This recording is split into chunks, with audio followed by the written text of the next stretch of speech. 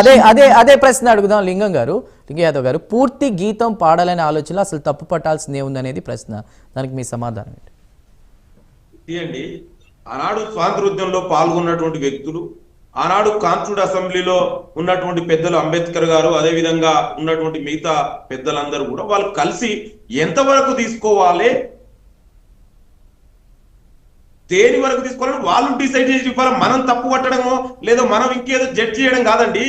ఆనాడు ఉన్నటువంటి స్వాతంత్రోద్యమంలో వాళ్ళు పాల్గొన్నారు, వాళ్ళు ఏం చేయాలో వాళ్ళు డిసిషన్ తీసుకున్నారు. ఇవాళ దాన్ని నువ్వు ఆనాడు చేసిన నెహ్రూ తప్పు లేదా ఇంకోరో తప్పు అనడానికి మీరెవరండి? మీకు ఏం అధికారం ఉంది? ఇవాళ మీరు ఎట్లా చెప్తున్నారు? ఏ బేస్ లో చెప్తున్నారు? అంటే ఏదో ఫాల్స్ నారేటివ్ చేసేసి ప్రజల్ని కన్ఫ్యూజ్ చేసేసి ప్రజల మధ్య విభేదాలు సృష్టించడానికి ఇవాళ కావలసుకొని బీజేపీ ఆడుతున్నటువంటి డ్రామా. అంటే బీజేపీ చెప్తుంది 2047 వికసిత్ భారత్ సాధ్యం కావాలంటే ఆ వందే మాత్రం స్ఫూర్తి ఇప్పుడు చాలా అవసరం అంటూ కూడా మాట్లాడుతుంది. దానికి ఏమంటారు? కరెక్ట్ అడిగారండి. మీరు కూడా సీనియర్ జర్నలిస్ట్, ఇక్కడ కూడా చాలా మంది పెద్దలు ఉన్నారు. నేను కూడా ఒక చదువుకున్నటువంటి వ్యక్తిగా ఈ దేశ సమస్యలను, అంతర్జాతీయ సమస్యలు తెలిసిన వ్యక్తులుగా మాట్లాడదాం. ఇవాళ దేశం అభివృద్ధి చెందాలంటే లేదా 2047 కు అంటే సెంటనరీ సెలబ్రేషన్ చేసుకున్న సమయానికి ఈ దేశం ప్రపంచంలో అగ్రగామిగా నిలబడాలంటే మనం దేని గురించి మాట్లాడండి? ఇవాళ ఈ దేశంలో నిరుద్యోగం ఏ స్థాయిలో ఉంది? ఇవాళ దేశంలో పేదరికం ఏ స్థాయిలో ఉంది? ఇంకా కూడా ఈ మహిళల మీద, దళితుల మీద డిస్క్రిమినేషన్ జరుగుతున్నాయి. ఇవాళ దాని మీద గురించి ఎప్పుడైనా మరి ప్రధాని గారు మాట్లాడుతున్నారా? 11 సంవత్సరాలు ఇవాళ ప్రధానమంత్రి ఉన్నాడు కదా, మరి ఎందుకు ఇవాళ అంతర్జాతీయ స్థాయిలో మన దేశ పరిస్థితి ఏంది? ఇవాళ డాలర్ కు మనం ఏ విధంగా రూపాయి పతనమైతుంది దాని గురించి మాట్లాడుతున్నారా? డిప్లొమసీ ఇవాళ ఏ విధంగా ఫెయిల్ అవుతుంది? మన సార్వభౌమాధికారంలో ఈ దేశ సావర్నిటీలో అమెరికా అధ్యక్షుడు ఎంటర్ అవుతున్నాడు, సీజ్ ఫైర్ చేసిన నేను అంటున్నాడు. మరి ఇన్ని సంవత్సరాలలో ఏనాడైనా ఇతర దేశాల జోక్యం చేసుకుందా? దాని గురించి మీరు మాట్లాడండి. ఇవాళ మన డెవలప్మెంట్ అంటే ఏ డెవలప్మెంట్ అండి? హ్యూమన్ రిసోర్స్మెంట్ ఇవాళ విద్య, వైద్యం ఇవాళ పేద ప్రజలకు అందుతుందా? దాని గురించి మాట్లాడాలి కదా. అప్పుడు కదా నువ్వు స్వాతంత్రం వచ్చినటువంటి నిజమైన ఫలాలు ఈ దేశ ప్రజలకు అందుతాయి కదా. దీని పేరు మీద మతం పేరు మీద రాజకీయాలు, కులం పేరు మీద రాజకీయాలు, మళ్ళా భావోద్వేగాల పేరు మీద రాజకీయాలు ఎవరు చేస్తున్నారండి? ఇవాళ మీకు నేను అంటున్నా, గౌరవం ఎవరు గౌరవించలే? మరి ఇప్పటిదాకా ఈ దేశంలో ఇవాళ స్వాతంత్రం వచ్చి 76 ఇయర్స్ మన్ననే కంప్లీట్ చేసుకున్నాం, రాజ్యాంగం అమల్లోకి వచ్చి మన్ననే రాజ్యాంగ దినోత్సవం చేసుకున్నాం. మరి దేశంలో వందే మాతరాన్ని ఎవరు గౌరవించలేదు ఇప్పటి వరకు? నేనేమంటున్నానంటే దయచేసి ఇది సమయం కాదు, గౌరవిద్దాం, మాట్లాడదాం, చర్చిద్దాం. ఎట్ ద సేమ్ టైం ఈ దేశంలో ఉన్నటువంటి సమస్యల గురించి చర్చించండి, దాని గురించి కూడా మాట్లాడండి. ఇవాళ ప్రపంచంలో మన రూపాయి విలువ ఎందుకు తగ్గిపోతుంది డాలర్ తోటి? ఏనాడైనా దాని గురించి ఆలోచించిరా? దాని గురించి మాట్లాడండి.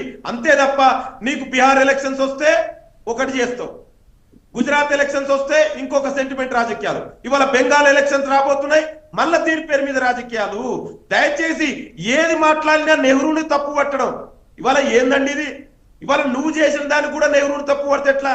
అరే నీ ఆయాంలో ఇవాళ రూపాయి విలువ తగ్గిపోయింది డాలర్ తోటి, దానికి కూడా నెహ్రూ కారణమా?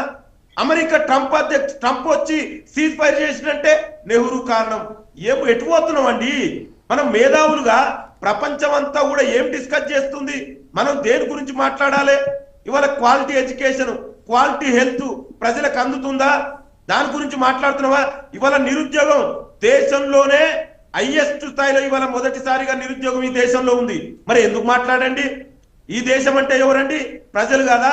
మరి ప్రజల గురించి ఎక్కడైనా నరేంద్ర మోడీ గారు ఇవాళ మాట్లాడిన ఉపన్యాసం ఇచ్చారు. మరి ఏనోడైనా నిరుద్యోగం గురించి 11 సంవత్సరాలుగా ఒక్కసారైనా మాట్లాడినా అండి పార్లమెంట్ లో? ఎందుకు మాట్లాడు? ద్రవ్యోల్బణం గురించి ఎందుకు మాట్లాడు? డిస్క్రిమినేషన్ పేద ప్రజల మీద, దళితుల మీద, మహిళల మీద అత్యాచారాలు జరుగుతున్నాయి, దాని గురించి ఎందుకు మాట్లాడు? నేను ఏమంటున్నంటే దయచేసి భావోద్వేగాల పేరు మీద మీరు రాజకీయాలు చేయకండి. మాకు తెలుసు స్వాతంత్ర ఉద్యమాలు ఇప్పుడే వీళ్ళు చెప్తున్నారు కొన్ని ఎంత చరిత్రను వక్రీకరిస్తున్నారంటే, సావర్కర్ అట ఏం చేసిండో సావర్కర్ చరిత్ర ఎవరికి తెలియదండి.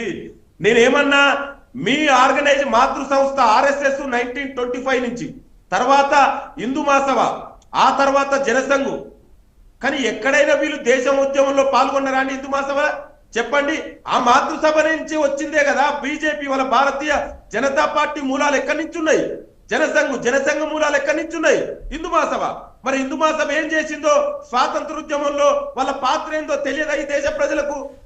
నేను ఏమంటున్నా, దయచేసి మీరు పాల్గొనలేదు, మిమ్మల్ని నిందిస్తట్లేదు నేను, కానీ మీరు చరిత్రని వక్రీకరించకండి.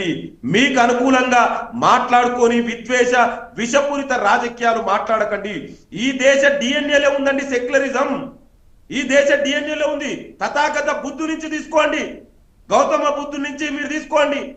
ఈ దేశ right right okay okay okay okay లింగ యాదవ్ గారు, మీరు చాలా ప్రశ్నలు వేశారు. సునీతి గారు మీరేమంటారు? సునీతి గారు వక్రీకరిస్తున్నారు చరిత్రని మాట్లాడారు. సెక్యులరిజం సెక్యులరిజం అని చెప్తున్నారు సార్. అఫీస్మెంట్ పాలిటిక్స్ చేయడం సెక్యులరిజమా సార్? మీరు దేశ విభజన ఏ ప్రకారంగా చేసిండ్రు, ఏ దేశంలో ఎలా చేసిండ్రో ప్రపంచం అందరికి తెలిసిందే. ఇప్పుడు వందే మాతర గీతము 100 సంవత్సరాల సెలబ్రేషన్స్ చేసుకోవడానికి అప్పుడు ఎమర్జెన్సీ కాలం తీసుకొచ్చింది వాళ్ళ నాయనమ్మ. ఆ రోజు నిర్బంధంగా రాజ్యాంగాన్ని మొత్తం తొక్కేసి చింపేసి దాన్ని నలిపేసి పౌరుల హక్కులన్నీ సర్వనాశనం చేసి ప్రతి ఒక్కరిని తీసుకుపోయి దేశ నాయకులందరినీ, దేశభక్తి ఉన్న నాయకులందరినీ జైళ్ళలో పెట్టి ఆనాడు రాజ్యాంగాన్ని చింపు ముక్కలు చేసి పడేసి రాజ్యాంగ విలువలు తొక్కేసిన పార్టీ. వీళ్ళు మాట్లాడతారు రాజ్యాంగాల గురించి, రాజ్యాంగం పట్టుకొని ఒక ఆయన తిరుగుతాడు దేశం మీద పడి. ఆయన రాజ్యాంగ వ్యవస్థలనే నమ్మడు. ఆయన ఆ రాజ్యాంగ వ్యవస్థలు ఏవైతే ఉన్నాయో కోర్టులను నమ్మడు, రక్షణ శాఖని నమ్మడు. పాకిస్తాన్ తో యుద్ధం చేస్తే జెట్ ఫైట్స్ కు కూల్చినాయా లేదా అని అడుగుతాడు. ఆయన ఒక పాకిస్తాన్ అధికార ప్రతినిధిగా మాట్లాడతారు. ఇక్కడ ఈవీఎంల గురించి మాట్లాడతారు, ఎలక్షన్ కమిషన్ల గురించి మాట్లాడతారు, విదేశాల్లో ఎకానమీ అని మాట్లాడతారు. ఈయన చెప్తున్నారు కదా ఇప్పుడు ఎకానమీ గురించి మాట్లాడమని. ఒక ప్రతిపక్ష నాయకుడు సునీతి గారు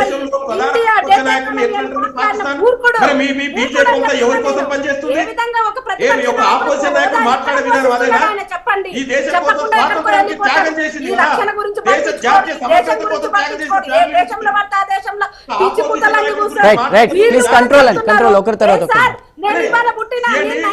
ఈ దేశం కోసం త్యాగం చేసిన వ్యక్తి గురించి మాట్లాడే, ఫ్యామిలీ గురించి మాట్లాడే విధానం అండి. ఏం మాట్లాడతారండి ఒక ప్రతిపక్ష నాయకుడిని? నరేంద్ర మోడీ గారు ఏం చేస్తున్నారు? ట్రంప్ వచ్చి ఈ దేశ సార్వభౌమాధికారంలో ఇన్వాల్వ్ అయినాడు.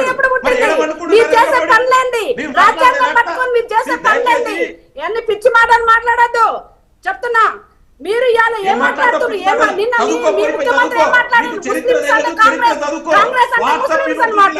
ప్లీజ్ అండి control.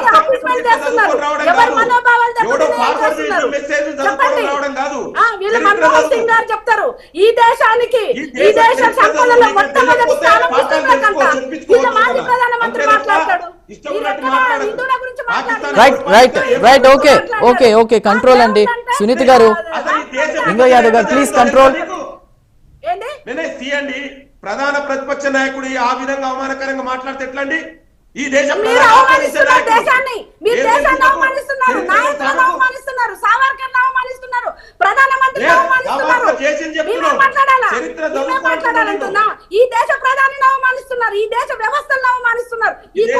Right right control control. Suniti గారు సునీతి గారు సునీతి గారు లింగ యాదవ్ గారు కంట్రోల్.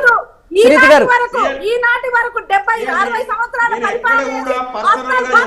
ఓకే ఓకే మాట్లాడదాం ప్లీజ్. Control control control. మనం ఇంకా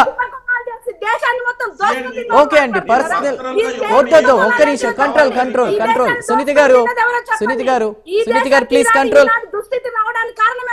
ప్లీజ్ అండి ప్లీజ్ ప్లీజ్. టాపిక్ మీద మాట్లాడదాం, టాపిక్ మీద మాట్లాడదాం please please please. Right Srihari గారు మీరేమంటారు? జాతీయ సమైక్యత పెంచడానికి పూర్తి గీతం దోహదపడుతుందా? ఈ చర్చకి సంబంధించి ఆనాడు ఈనాడు మనం ఎవరైనా కనిపిస్తే నమస్తే అంటే నమస్తే అంటాం, లేదంటే జై శ్రీరామ్ అంటాం.